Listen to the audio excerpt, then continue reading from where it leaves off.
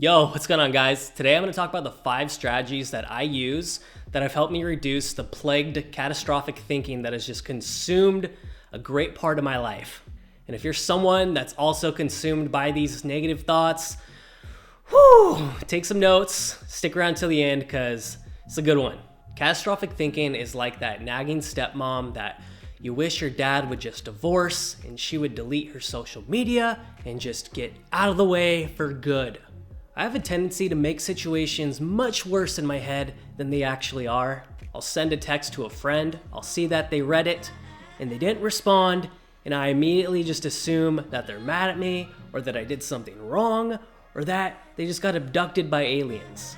My boss doesn't go out of his way to tell me what great of a job I'm doing, and I immediately assume I'm gonna get fired and become homeless and have to be a Clippers fan. I don't know, but it's a lot. And so you can see how this way of thinking can just make people go absolutely insane.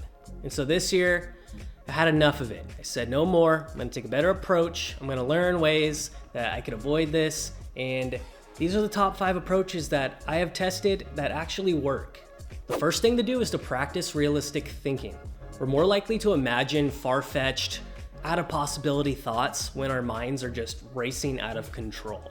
And before you draw any conclusions, realistic thinking makes you really take a step back and look at the possible outcomes, whether they're positive, whether they're negative, or whether they're neutral. This is called cognitive reframing, and it's the process of changing your perspective by taking alternate looks at a situation.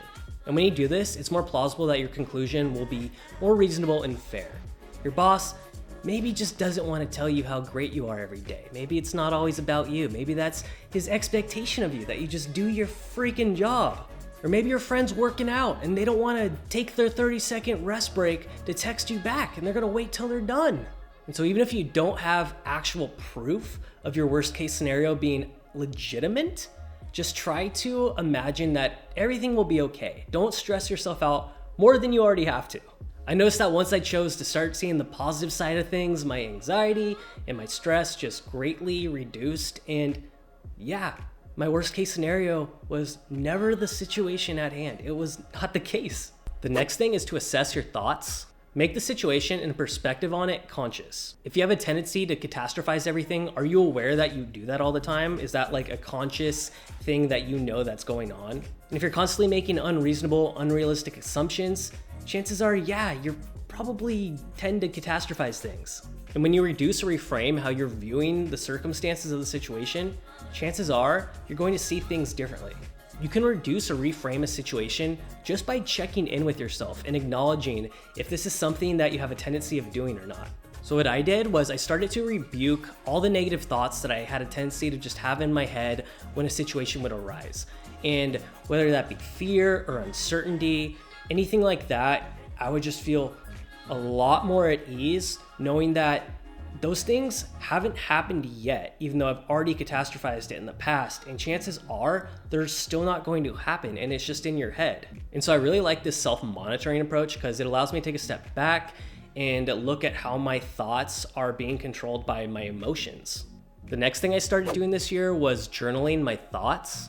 Once I started journaling this year, I really got an understanding of just how crazy I am sometimes. I'd write out exactly what was going on in my mind, what I was catastrophizing about, the worst case scenarios, and I'd read them. I'd just be like, this is never gonna happen. Like you're never gonna be a Clippers fan. And by having that record written down, you can reflect on that and see a couple weeks from now that, look, this never happened. Your crazy thoughts don't actually come to fruition. So relax, just have a better mindset, be happy, and just understand that people maybe just have other things going on in their lives and that's why they're not getting back to you, or whatever the case may be. But it's not always about you, and your worst case scenarios are often more times than not just completely bonkers. And my emotions would just be way more managed because I would see that I'm not gonna lose my job. I'm not gonna become a Clippers fan. My friends aren't going to abandon me. Like, you're a crazy person. You probably need some help.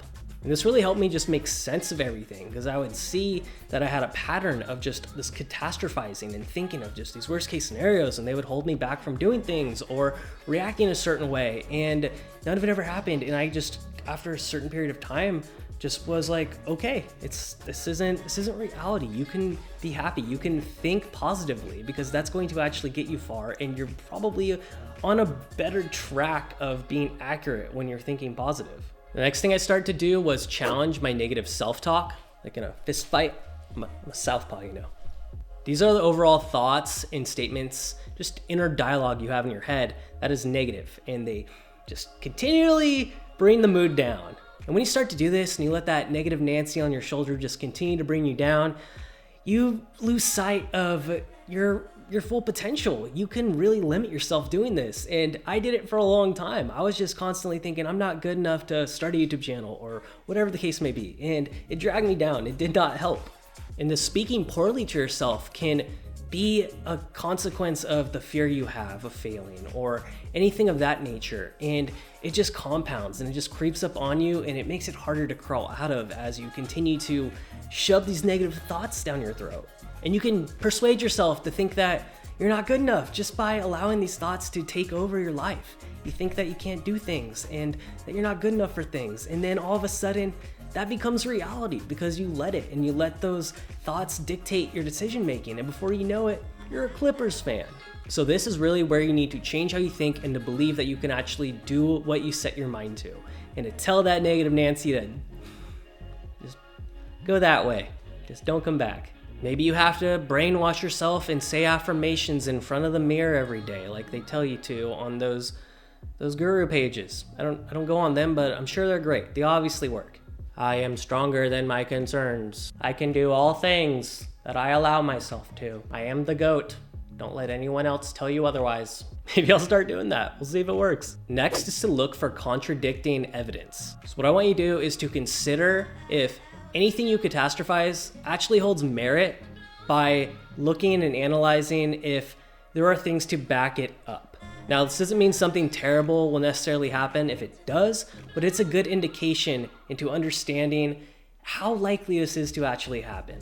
Maybe you can reference a point where you texted your friend in the past and they didn't respond right away, but then they did text back and they were actually fine. They were just in a movie with a new girl watching, God, I don't know what you kids watch these days. So nobody was mad at you, no one unfriended you from Instagram, you didn't lose your job, you didn't become a Clippers fan, and you had all these worked up thoughts about how these things would happen, but they didn't.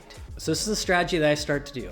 I started thinking of other alternative viewpoints that actually had positive outcomes, and I leaned into those, and maybe they happened, maybe they didn't, but I felt a lot better about the process and the outcome didn't change. We all have to realize that jumping to these negative conclusions and catastrophizing just isn't healthy. It's not doing anyone any favors. If anything, it's preventing you from living the life you really want to live. And if you continue to just catastrophize about every little thing, you're just wasting your life on imaginary bullshit. We can't predict the future, and without hard evidence, we can only guesstimate situations that are actually going to happen. But when we spend all this time thinking about the negative outcomes, it just makes us just unhappy. It can make us sick. It could just have all these underlying variables that just have bad outcomes. And yeah, they're not good. So I'm telling you to unwind, take it easy, take a bubble bath with some candles. I don't care what you have to do, but you have to get out of your own head. Allow events that are out of your control to just happen naturally. Just let them play out. Let the chips fly where they are. And when you want to attract the results that you actually want, stay positive. Say those affirmations or whatever you got to do, but look on the bright side and don't let those negative thoughts attract outcomes, because your thoughts are real. Hope you guys got some value out of this video. If you did, please hit that thumbs up button and also subscribe. I do new videos like this every week. Thank you guys so much for listening, taking the time to stop scrolling for 3 seconds on TikTok and actually sitting down and learning something today. I'm proud of you. This is our year, guys. I'm pumped up. We're gonna get it. And I will catch you on the next one. Peace.